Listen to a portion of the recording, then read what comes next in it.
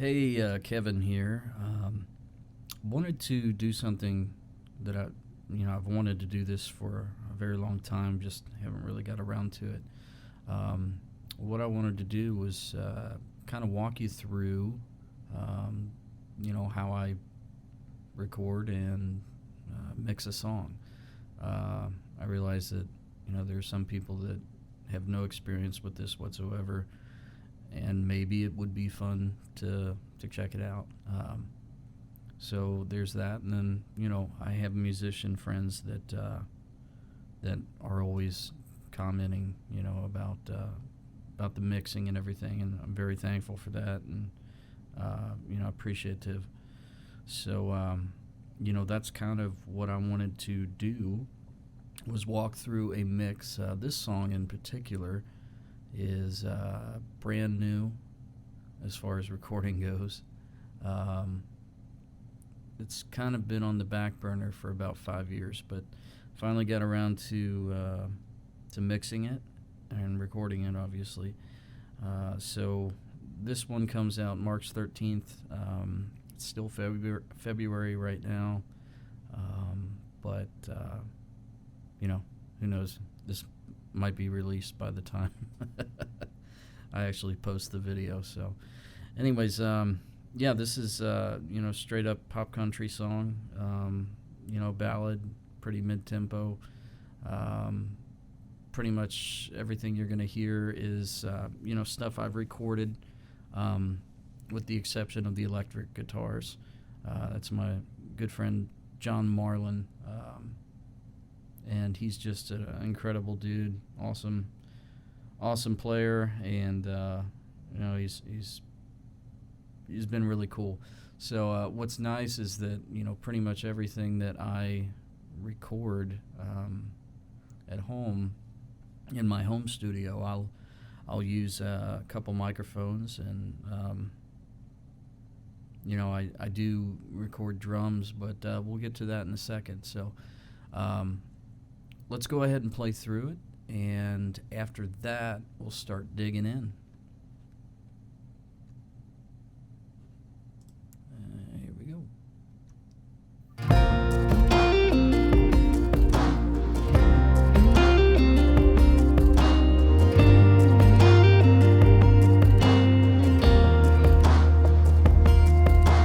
I'm pretty good at a couple of things, like shaking and dusting these guitar strings, making some noise. How are the boys? Girl, you make me wanna be great at loving you, holding you, knowing yes, some things can wait. 'Cause at the end of the day, if somebody asks when's the last time we danced in the kitchen, or the last time you lifted mine and the world stopped spinning, or the last time that we got lost in each other's eyes, I want you to say today, today. I hope you can always say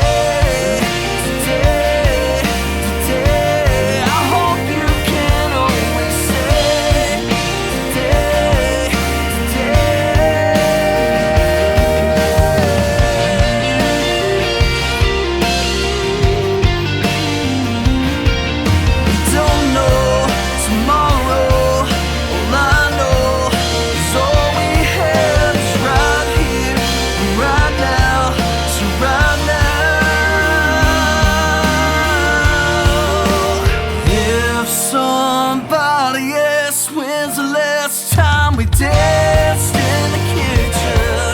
Oh, the last time your lips hit mine and the world stopped spinning. Oh, the last time that we got lost in each other's eyes. I want you to say today, today. I hope you can always say today, today.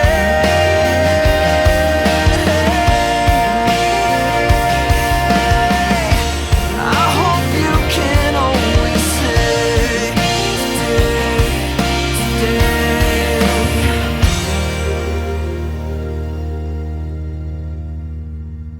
All right, so hope you enjoyed that. That's the new song. So what I want to do is kind of cover a few things as far as I'm sure you saw a bunch of little things jumping all over the place here, faders and all that. But what I want to do is, hopefully you can see the screen. I have a wide screen that I mix on, so it's a little bit wider than your regular 1080, whatever screen. But it comes in handy for something like this, where you got a lot more channels. But I will say this, how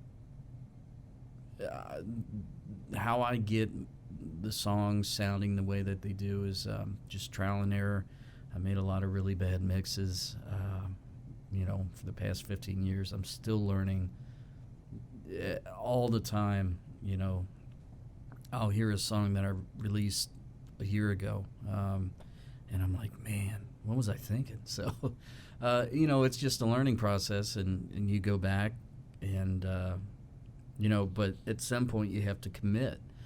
That's the difference nowadays between what used to be the recording process. Was they didn't have computers in the 60s and 70s that would record this stuff. That was introduced in the mid 80s, and even then it wasn't anything like we have today. So I can record 145 tracks simultaneously and punch in wherever I want to. So it's kind of nuts what you can do nowadays, and it's good and it's bad because there's certain things that you can do, just a quick fix on a note. You can copy and paste a drum beat if it's kind of off, moving around a little bit. So those are good things, but bad things are that you kind of second guess yourself, and you have this tendency to want to go back and fix things because you're not paying for literal rolls of tape. So but the way I get everything sounding the way I do is I record it the very best that I can, and then I just good in, good out. If performance isn't there, I don't try to cover it up. Just record a good performance. So good performance and good recordings equals good mix. It may not be a great song. That's a different story, but you get my drift. So yeah. So yeah, and I'm getting used to this whole recording the screen kind of deal, and getting the audio set up, playing nice with Cubase, which is what I use to mix and everything. So if it kind of cuts in and out, I apologize. Hopefully it doesn't become too much of a nuisance. So what we're going to do first is kind of go through the drums, just give a quick listen to them. My drum sounds, being a drummer, I play the drums live. I would say yes and no. What I mean by that is, I do play the drums. I have an electronic set that I use and literally perform the song. I know a lot of times, if you don't have an electronic drum set, you can just use a keyboard and make sounds with that just like you would anything else. I try not to do that just because I feel like being a drummer, and that's, I've been playing for 26 years. It kind of, to me, I can spot it. And again, if it's not realistic, I'm going to probably say, that's not really drums. That's some computerized stuff. Plus, you get that feel, the human feel of the groove. And there's just, again, it goes back to the performance, what makes you feel something versus just a good beat. And if you can kind of gel both of those together, get a great performance and keep in time with the song and all that other good stuff is really when the magic happens. So, but I use an electronic drum set. I don't have the program pulled up here because it's just too much power, on the computer that I don't need. Plus, it makes it easier for me to individually mix the tracks. You've got a snare drum, kick drum, overheads, all that good stuff. So it just gives me more control. But what I do use is there's a great program that is by, I believe, Nashville Sound Company. I hope I'm saying that right, but they're just incredible at sampling drums, so realistic. And with this set that they did, it's actually, they worked with Rich Redman, who is, he's actually Jason Aldean's drummer on the road and off the road in the studio. If you've listened to any of his stuff, you've heard his drums and his playing. So they really went the extra mile to make sure this thing sounded so good. And there's tons of options in there. So I love that. I like having more control over the drums, almost like I'm literally I have a drum set. A lot of these plugins kind of come with the stock sounds, and they sound ready, and they'll fit into a mix, but it doesn't give you too much control. And that's kind of where country is very much known for its, just the live feel. For years and years, it's the only place still that you get 5 guys in a room and they all play together versus, one track at a time. And again, I'm doing that. But what I'm trying to do is make it sound like everyone's playing together. That's the whole point of a record anyway. So, quit talking. Really good at that sometimes. So, here's a quick, listen to the drums.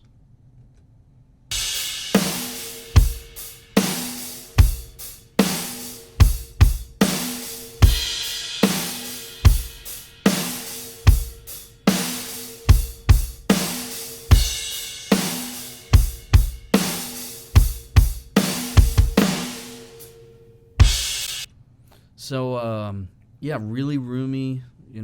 It's almost like you're playing in like on a stage, and really a lot of the sound from the drums on this particular track is from the room and overheads. If I was to, and I'll show you here, overheads, for anybody who's not familiar with that, and hopefully I'm not going over people's heads because I really do want to be able to explain it in a way that makes sense.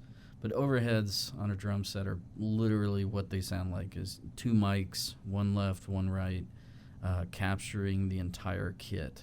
So, drum kit. So that's what they're there for. And most of the time it kind of builds that foundation for the drums. If I was to go ahead and mute the overheads and the room, it really takes away a lot of that, that feel. Of course, you're not going to hear any cymbals because the way I've got this tracked is, I'm taking the cymbals out from the overheads. So there's not any bleed through the microphones. But here's a quick listen.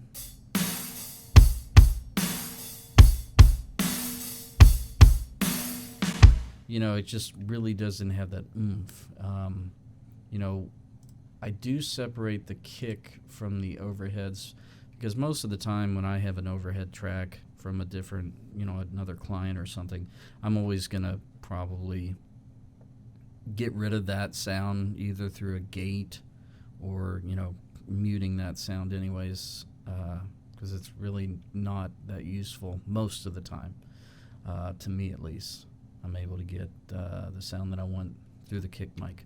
So this is the kick drum, and what I like to do is, this is an equalizer for anyone who's not aware.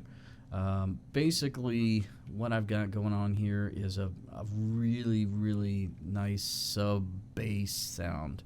It kind of gives it a real nice warm, fat sound.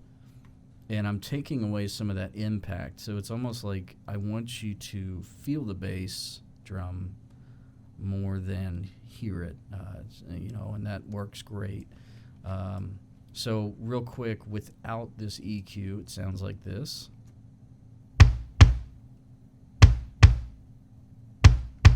So again, it sounds great the way it is, but for this song in particular, and every time it's different, this is what it sounds like after that. So without, with. So just a little bit of difference. Some people might say, I can't tell any difference, and that's okay. You don't need to. So the other thing I did with this, other than compress it, was I took the sustain out of the kick drum, and that really shaped the way that the kick drum sounds. What I found was that the room sounded great with the kick drum, but it was kind of getting in the way of everything else. So this was the original sound before I did that.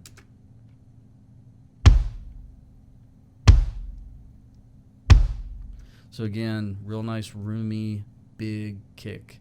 But it wasn't very useful within the mix as a whole. So instead of that,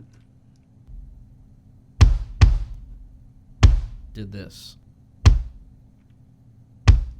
And it all makes sense together. So, and you'll hear a lot of times some of these tracks as we go through this are going to sound really weird or terrible on their own, but as a whole, it all makes sense. So, snare drum, nothing major. The only thing I did was, again, this kit sounds amazing. So I don't really have to do a whole lot to it. It's, it kind of comes sounding great the way it is. But I just took a ring, or took the ringing noise out of the snare. It was a little ringy.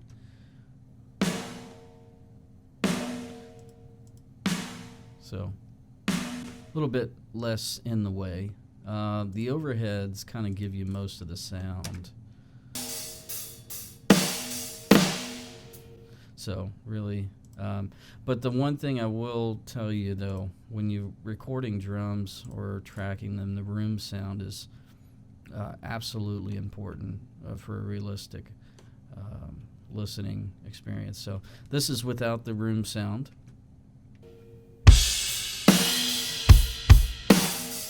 And with,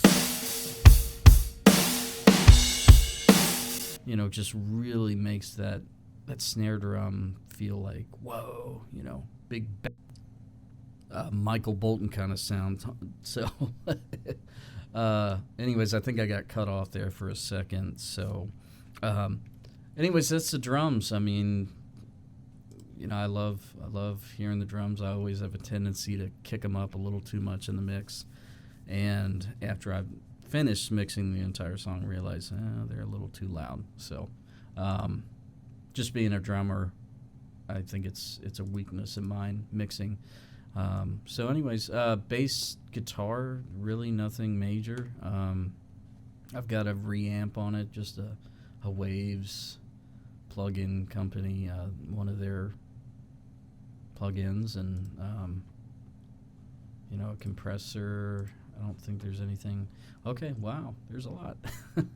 So I can explain to you probably why I did this. That was probably sounding muddy and muffled. So I kicked that out. And then, without losing too much low end, kind of made some slopes and then took all the top end off at around 6K. So that probably sounded like mumbo jumbo to some of you that don't know anything about audio. Basically, what a lot of the equalizing is taking out the bad and improving the good if need be. I mean, that's really what mixing is as a whole. It really is that. So moving along to the acoustics. So these are acoustics that I played. I don't claim to be the world's best acoustic player. In fact, I'm pretty terrible. But, you know, if I can't pull it off, I'll get someone to do it.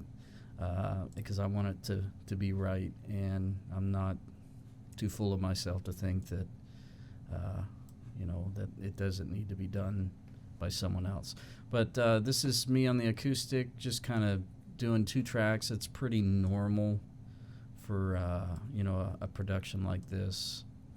Pop music, country, rock, I don't know, pretty much everything, unless you're in folk music, and it's usually a finger picking or just strumming on one guitar. So, but with this, we did, I believe this is actually the left and this is the right, if I remember correctly. So I got a little typo and it's going to drive me nuts. So, what I did with this acoustic on the left is just kind of give it something that's called diamonds. And the reason why they call it diamonds is they kind of look like diamonds in a way. I'm not really sure why they call it diamonds. They're called diamonds. So it's just a strumming on every first of the measure. So here's this one.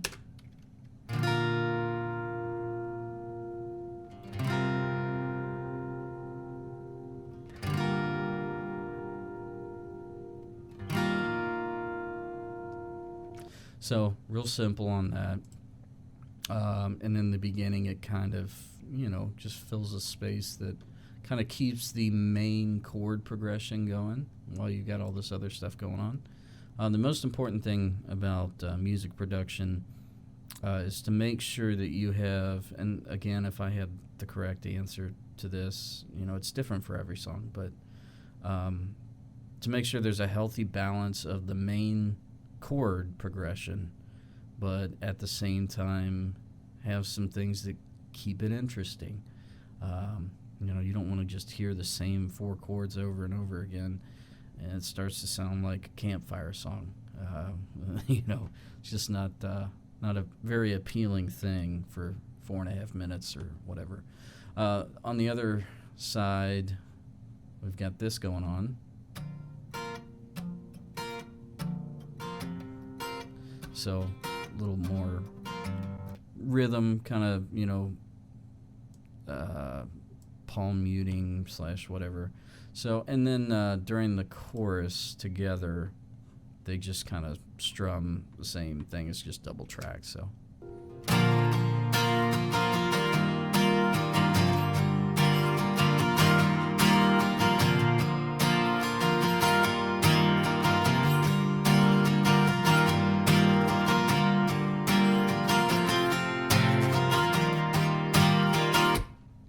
So anyways, with that, I didn't do any individual processing on each of these, but I sent them to a bus.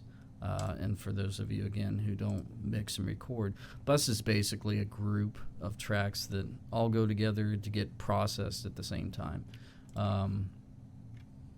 Just kind of you're going to see a lot of Slate digital stuff on here. I use it exclusively or almost exclusively because it's just so good. And there's tons of stuff that you can go and use through here. It's amazing. I use the Blackbird Studio mics. We'll get to that later on. But anyways, with the acoustic stuff, I did give it a little bit of oomph around the 3K. Again, that's just for presence to make it kind of cut through a little bit. And I compress the hell out of it to really kind of, but use some parallel compression at the same time. So it's, in a way, to explain that to those who aren't very familiar with it, it's a way of compressing a signal a lot, but half of a lot. It's really confusing. So instead of making it just sound really smashed and everything, you still get some of that dynamic from the acoustics, and that was really important with this song. So this is without the smashed compressor and leveling everything down. So this is without.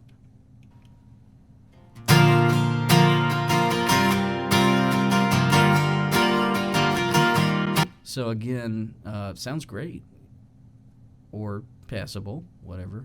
But when you add in the compressor, you know, instead of this,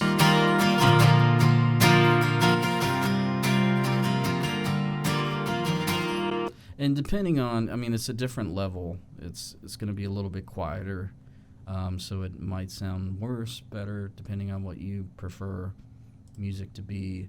But it kind of tucks those guitars in there to where they're all a constant volume. For this song, it was pretty important.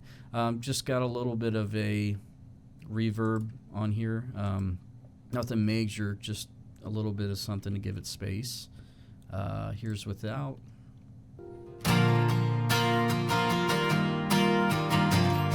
You really can't even tell at this point. So I think we're going to mix, or we're going to pass on that one. And tape. If you see anything over here, this is a Slate Digital tape emulation. Again, great thing about digital stuff is that it gets it right almost all the time. You're able to record things and make it sound like you're in a world-class, getting a little tongue-tied there, world-class studio. So, you know, it's kind of amazing. Some people would argue, but whatever sounds good. So, yeah, those are the acoustics.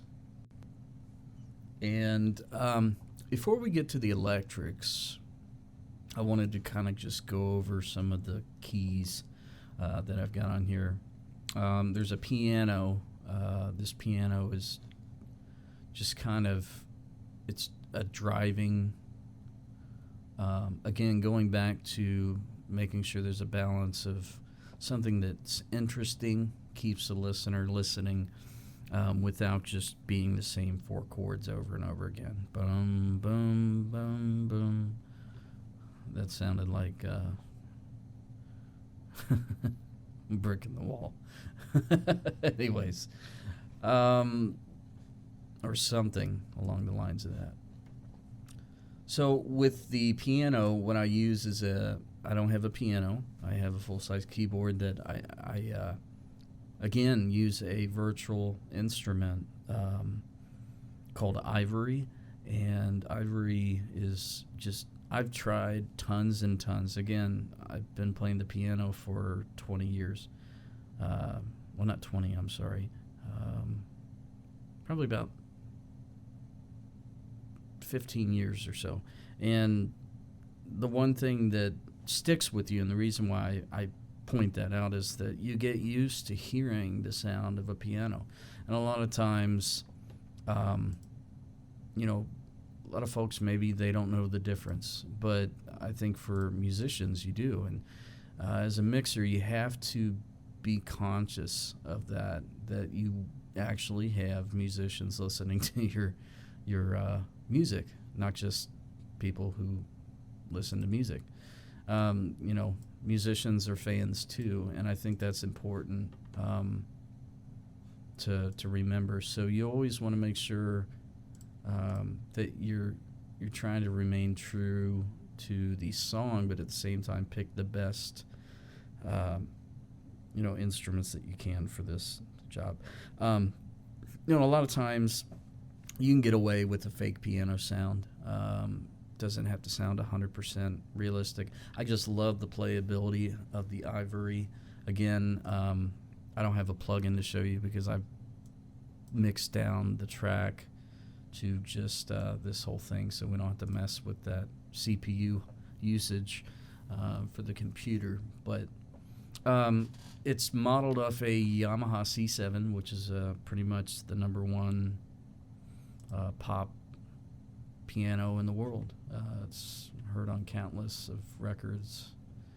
If you've listened to Adele, you've heard a C7. So this I did a lot of drastic work to as far as the EQ goes, because again, it's, and it's funny, people sit there and say, well, why would you get a great sounding piano and then do that? Again, I just prefer the way it sounds. And I feel like I can get a better sound out of this a lot quicker than some of the other piano plugins that I have. So, and it's, again, run it through the computer. I don't have to worry about a 6-foot baby grand piano trying to track that. But this is what it sounds like without the EQ. So we're gonna listen through here on that.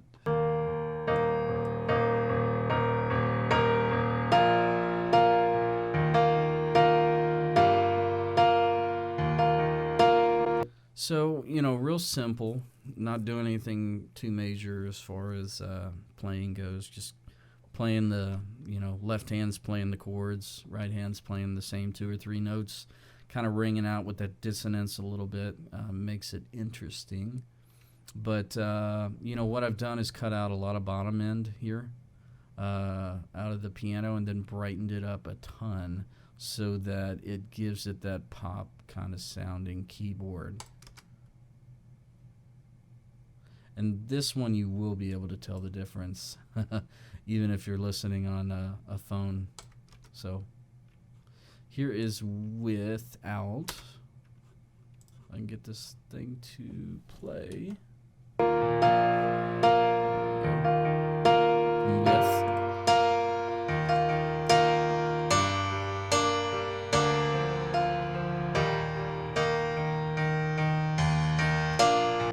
So again, sounds like crap. Like I said, there's some tracks that are going to sound awful on their own, but in the mix, it just makes sense. And what I did with this was to make room for the electric guitars. There's some things going on in this frequency range that you kind of want to save for them. And, the best way that I can explain mixing to someone is almost like baking a cake. You've got to have all the ingredients just the right amount. Sometimes you got to do this, do that. Sometimes you put these ingredients in at a different time. Sometimes they go in with this other one. It's just all, there's a certain process to it. And there's no right or wrong way. Although I would beg to differ on, pizza. There is a wrong way to make pizza, and I don't want to get into that right now. But, there's no wrong or right way to bake a cake. You can make it any way you want to. The same with mixing. It's all up to, it's a good mix is subjective. But I think if you can make it all kind of make sense. I've listened to 3 different mixes of the same song by 3 different people, and they all sounded amazing, but it was all how they translated everything in the song. And that's the really cool thing about art. It is an art to kind of make all this gel. So have a compressor on here to just kind of tame the dings that you were hearing.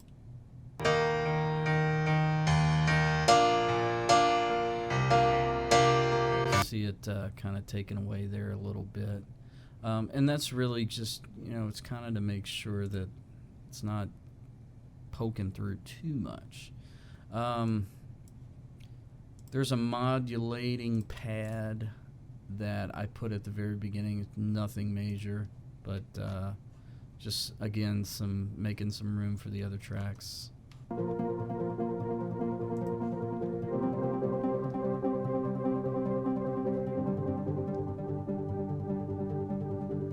And that is a Anna.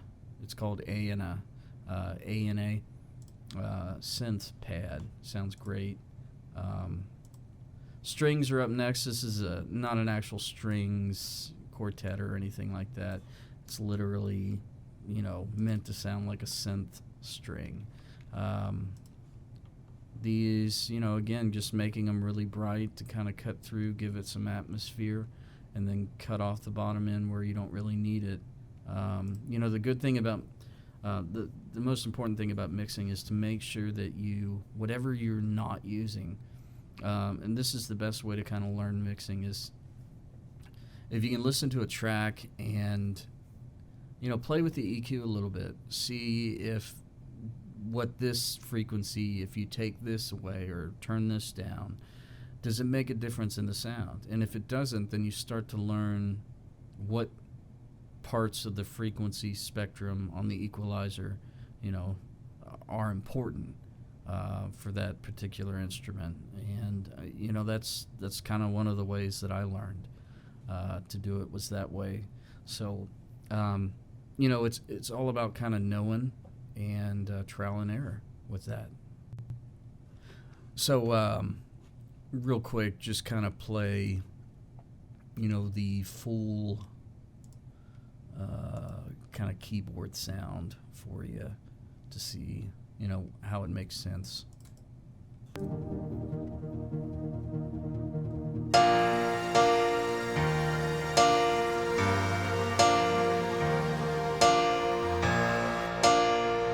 So you get an idea. It's got that background.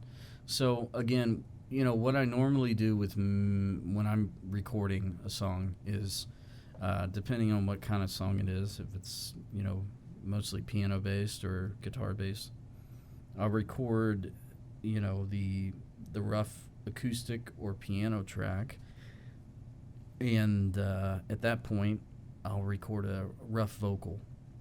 Most of the time, I would say probably 95% of the time, that vocal is not the one that is on the final mix, final song release. But, it has happened before.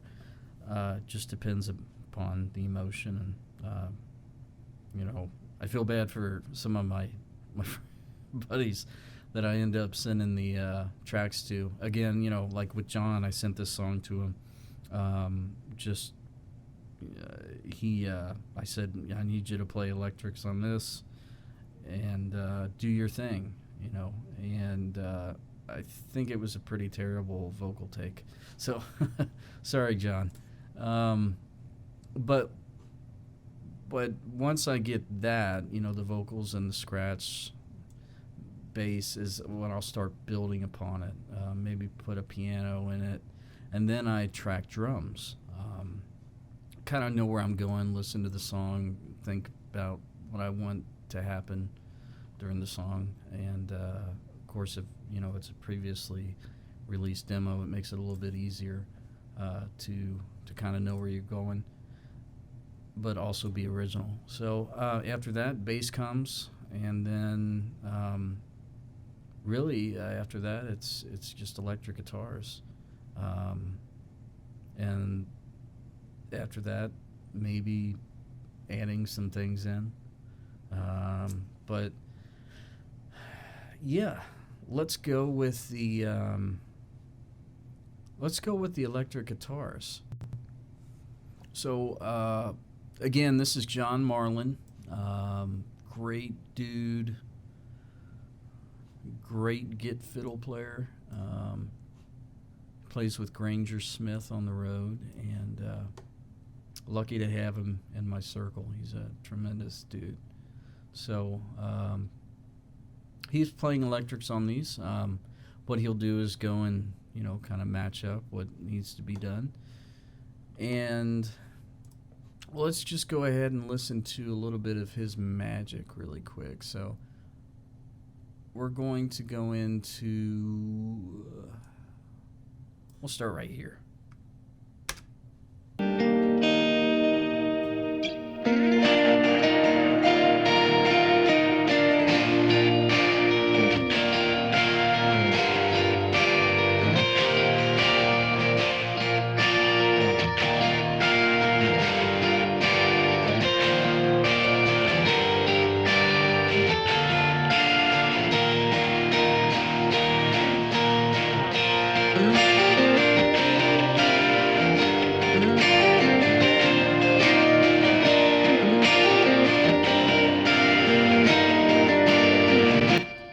All right, so before we get into that solo,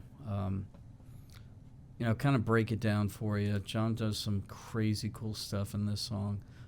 So you've got this.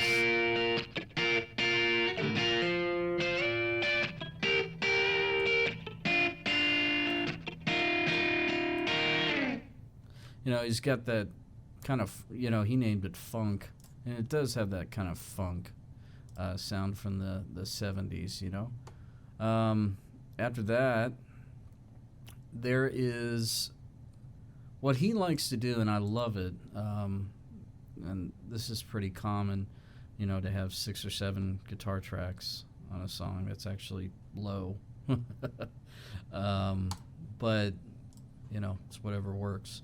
So these are panned hard left and hard right. The reason why is because they're supposed to give some space and get out of the way.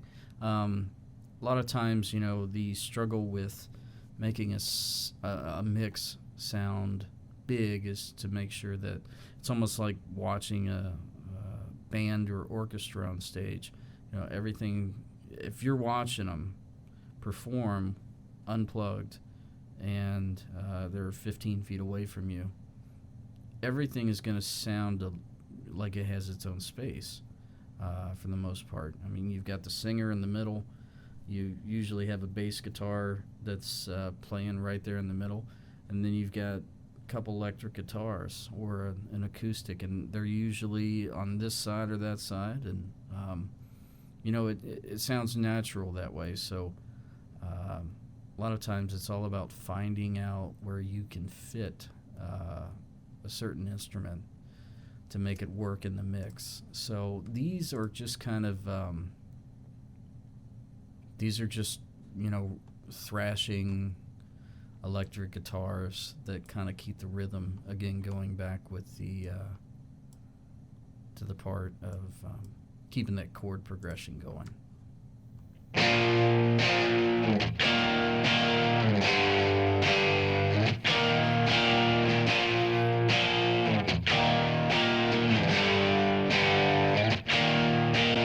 So again, they're just double tracked, left and right, 2 different performances. Makes them sound huge that way. What we've got going on here.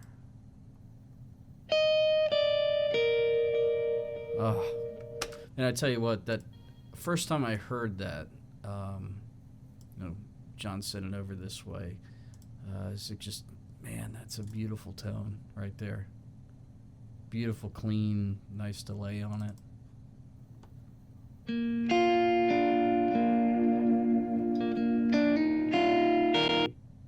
And again, that's nothing I did. That's just John's tone. That delay that just sounds like a space echo.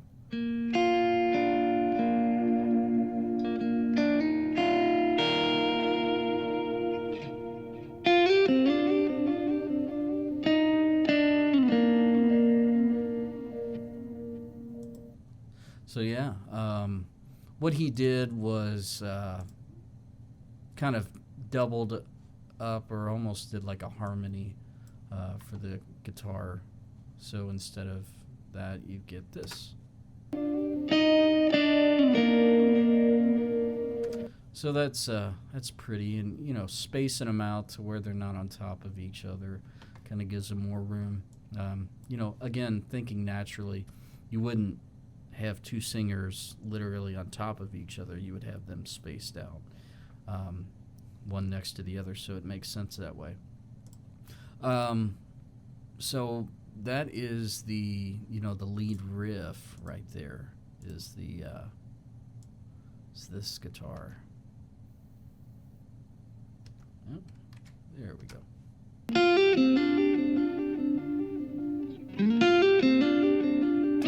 And again, I might have done a little bit of work on this. Yeah, I mean, I don't even know what that is. Just a tiny, tiny tad of that made it all work. There's nothing on it. Nothing on this one. Nothing on this one. Again, kids, if you don't have an amazing guitar player and you want great songs, get an amazing guitar player, because they're going to save you a lot of time. I most of the time don't have to do anything with the tracks. Now, what I did do here, and again, this is a big picture thing, was brought up all of the electric guitars to be a lot brighter. That's really about it with the electrics. I mean, we've got some of this cool stutter thing he did, which is this. Let's turn this off really quick. I did add some delay in there because I thought it'd sound kind of cool.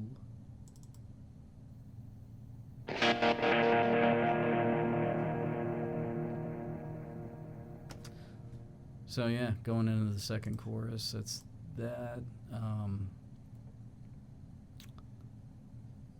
But real quick, I will tell you that I did some processing on the solo. The only reason I did that was to kind of add some more space. Let me go ahead and solo it without anything.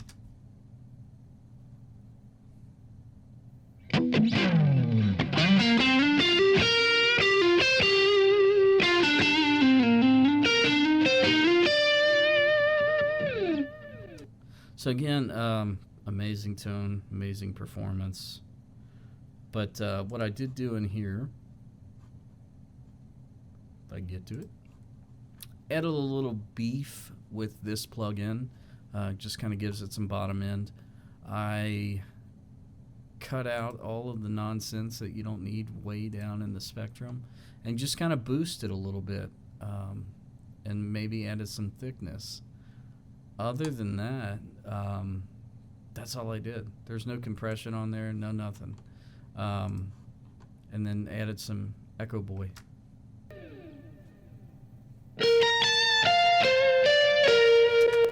And again, you can hear it kind of making that funk noise, where it's kind of distorting, but again, doesn't really matter in the grand scheme of things.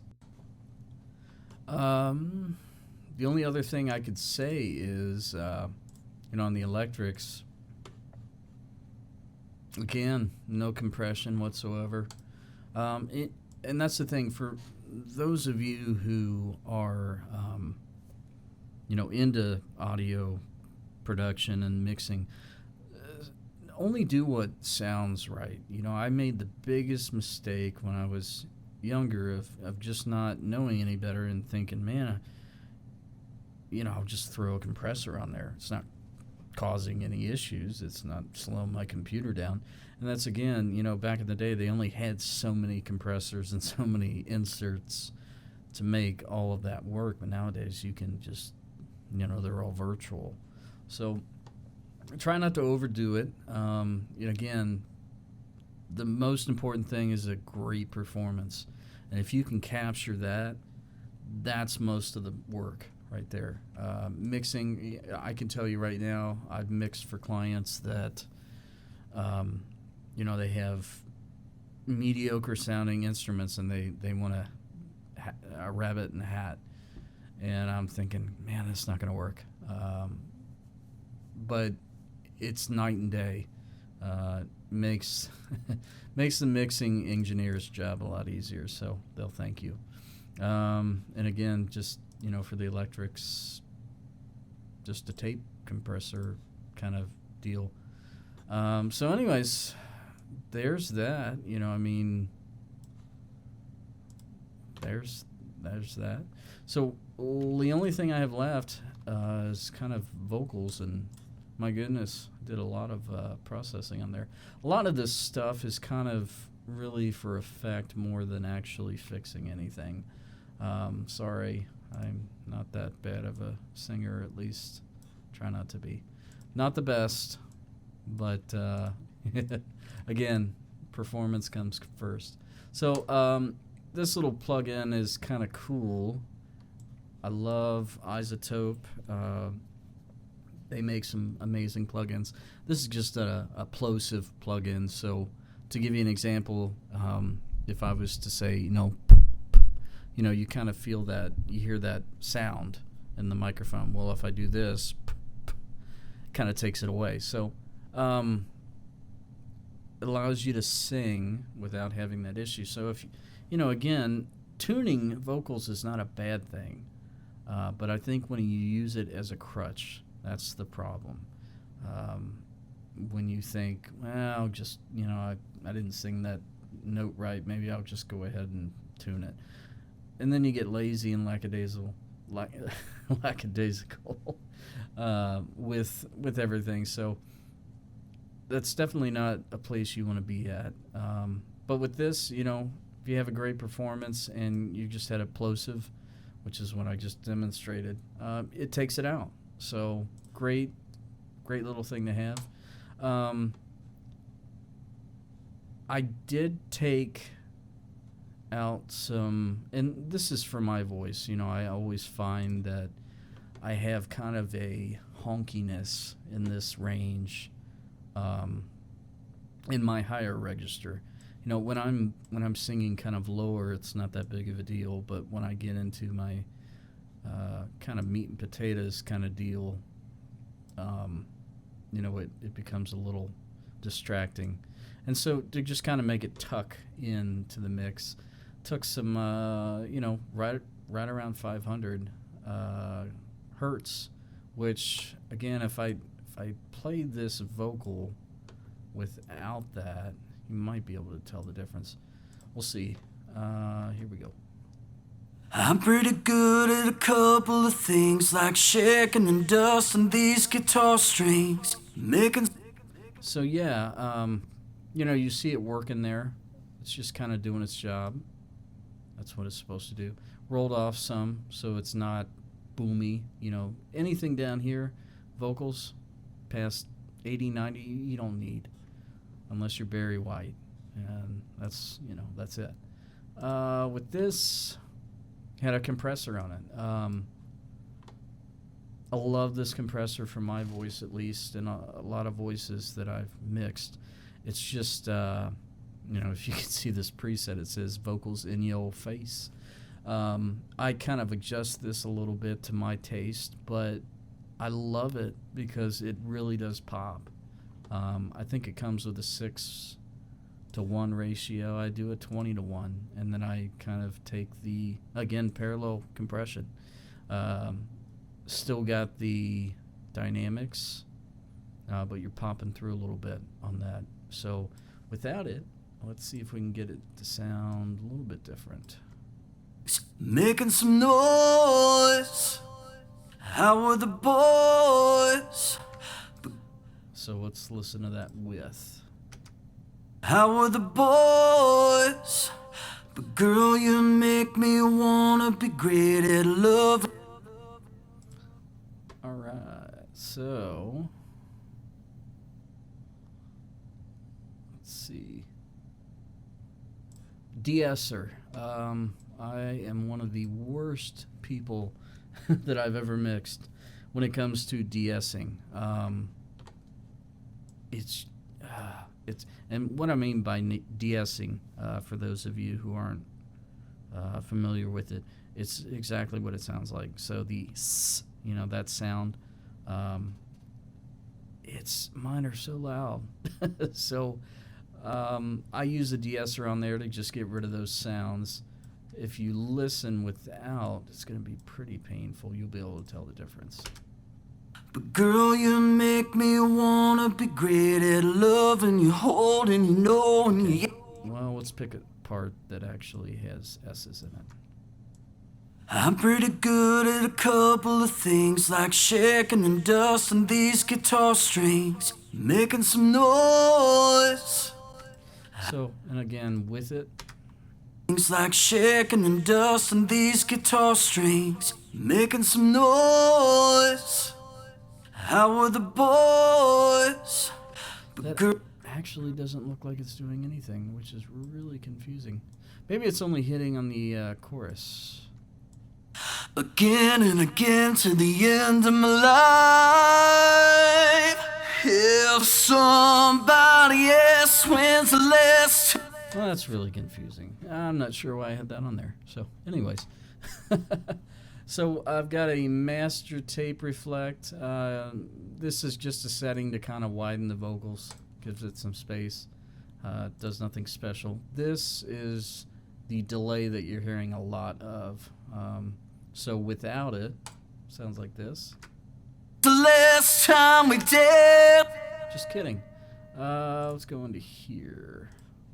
So, this is dry. Danced in the kitchen. Oh, the last time your lips hit mine in the world. So this gives it a little bit more delay to it. And the world stopped spinning. Oh, the last. Kind of sounds like it's in a room. And then what this is really like the big far off delay. Oh, the last time that we got lost in each other's eyes, I want you to say today. So anyways, other than that with the vocals, I mean, what I am doing, there's a background vocal. I'm adding a little bit of compression to just kind of glue those two tracks together, the background vocals and the lead vocal, and then just kind of using this compressor to also make them pop a little bit. Again, these are just, analog signal emulators. They're not really doing anything other than giving it more of a sense of, they call it warmth. It's basically kind of adding a little bit of bottom end to the signal that you're hearing. But yeah, other than that, here's the vocals together. One shot to do this right, again and again to the end of my life. Yeah. And on that plugin, that's one, or on this track, that's one vocal take, but I've just used it's a synthetic doubler. Makes it sound like there's two voices tracked together, and it makes it pop a little bit more. If you hear it without it. If somebody else wins the last time we danced in the kitchen, or the last time your lips hit mine in the world. Anyways, so that is the mix in a nutshell. I will say this, the way that I mix, and there's a ton of stuff here on the master bus, and the master bus, for those of you who don't know, again, is it's basically where all of the tracks that I've been working on in here, they all get routed to this, and they're all going to, you take all these tracks and consolidate them into one final mix, hence the name. But I do a lot of master bus processing. Honestly, without it, the mix would fall apart, to be honest with you. I can play it for you really quick with it and without, to just kind of show you what it sounds like. So this is with it. Hit mine and the world stopped spinning. Oh, the last time we got lost in each other's eyes, I want you to say today, I hope you can always say that's not really fair. I should do this really quick. Remove Ozone, which is my mastering plugin. We'll get to that in a moment. So this is more of a level master. So this is with it.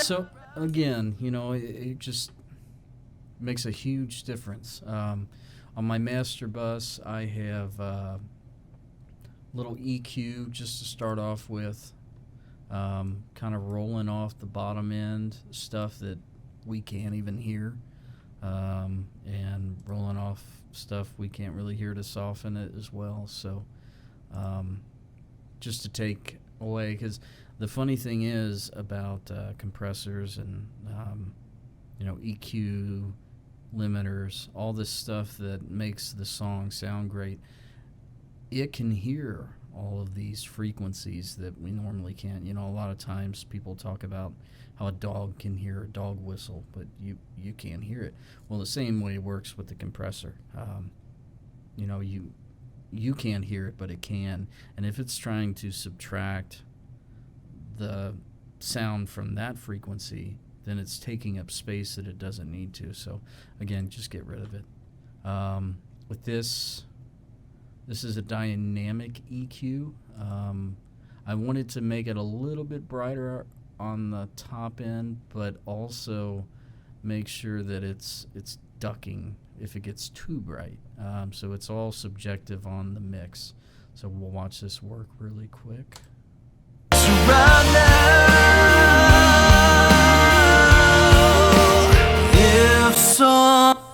So again, not a whole lot of a movement, but again, tons of tracks on here, or plugins on here. So this is my bread and butter. This is a compressor that is forming all of it's taken all of it, the entire song, and gelling it together. I've got a lot of parallel compression. Again, I want to make sure those drums and everything else cut through the mix, but I also want to kind of make it all hug each other. It's kind of like, let's hug it out. So I'm using a pretty drastic threshold here to kind of reduce it. You'll see it go into crazy numbers, 10 dB decibels. But then again, I'm not really compressing it 10 decibels. We're on 36% of the compression. Somebody else, when's the last time we danced in the kitchen? And that's kind of where I like to have that. I've got a de-esser EQ on here. Again, the funny thing is with compressors, again, if you're compressing something, it doesn't always just bring up the volume without keeping the other frequencies the same volume. I mean, it's impossible. You can't do that. If you turn something up, you're going to hear more of all the frequencies.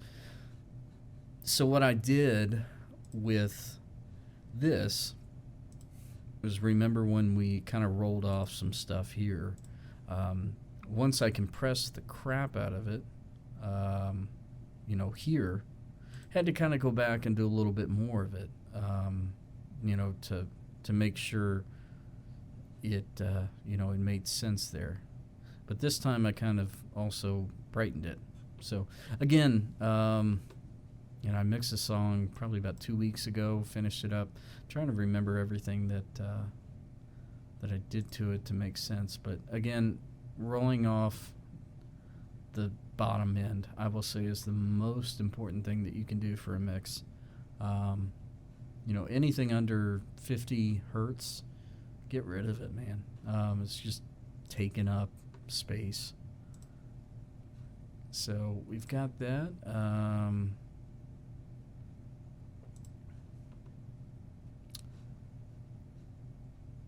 Don't believe anything was happening with this, apparently. You just had it up there. That's fun. I've got a de-esser on here just for the master track to take care of the final de-essing, I guess. Once you brighten some of that stuff, you're going to have more S sounds. So let's just take care of that. Tape machine on the end of it, just to kind of gel everything together. You'll see it hitting real nice and hard in the red here, like they did in the old days. Oh, the last time your lips hit mine and the world stopped spinning. Oh, So obnoxious. I will say that if you have, analog plugins and you're mixing, don't be afraid to push it, man. Because that's what it's for. That's what they did. And the reason why they did it was because if it wasn't loud enough, you'd have a bunch of tape hiss. Luckily, we can turn all that down. I can literally take care of hissing and everything. It's amazing. But it's still going to give you that sound, that analog gel sound. So what I did with the... Oh, there we go. The Ozone Master over here is Ozone kind of gels everything together, gives it that final polish. Some people call it mastering. I call it mastering. So just got a little bit of the equalizer going here. Nothing major. Just a little tiny bit. The most important thing you can remember when you're mixing at the end is to not try to say, I want to fix it in the master. Try to make it sound exactly like you want it to sound. Mastering is not to perform open heart surgery on a song. It's to enhance what's already there. Yes. And yeah, I mean, it's not to say that you can't fix problem frequencies in the mix, but mastering is kind of meant to balance everything. So, yeah, we got that. Some dynamic EQ. Again, just kind of hitting some things where it might not gel as well. With it or without it, sounds like this. oh, the last time that we got lost in each other's eyes, I want you to stay today. Yeah, and I mean, other than that, use the limiter. Ceiling is about 0.8 dB, which is under 1 decibel, which is almost, can't even tell the difference. Just for streaming purposes. When you're mastering, you want to make sure you're taking into consideration how high Spotify and Apple Music and YouTube are all going to play your song. But yeah, just kind of bringing the level down. I kind of move it around a little bit and make sure it sounds good. But other than that, that's the song. Again, two major things I could say is one, let's say three. Get a great song. Get a song that has a hook, gets people, interested. But before you get that, you've got to have good performances. Because that's kind of historically is what's going to get their attention first. Unless you start out on vocals right away, you're going to need some good performances in order to catch the listener's ear. And then after that, just get it recorded really well, and then get someone in, to mix it, or if you want to mix it yourself. Again, there's no right or wrong way to mix things. Everything is subjective. I like mayo. I cannot stand ketchup on my spaghetti. But, to each their own. And that's just kind of the way it works. But